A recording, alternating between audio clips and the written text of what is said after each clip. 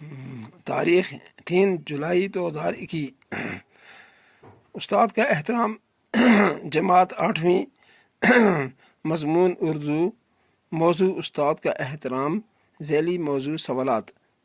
سوال: کس پیشے کو عظیم اور مقدس کہا گیا ہے؟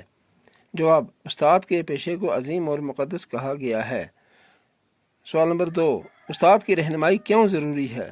جواب: کوئی بھی شخص اس وقت تک دنیا کے ظاہری یا باطنی علوم سے آگاہی حاصل نہیں کر سکتا جب تک اسے استاد کی رہنمائی حاصل نہ ہو، اس لیے استاد کی رہنمائی بہت ضروری ہے۔ سوال نمبر 3: استاد کو سمجھنے کے لیے شاگرد کو کیا کرنا چاہیے؟ جواب: استاد کو سمجھنے کے لیے شاگرد کو اس کے تجربات اور مشاہدات سے فائدہ اٹھانا چاہیے، اور شاگرد استاد کے لیے اپنے دل میں عزت، محبت اور احترام پیدا کرے۔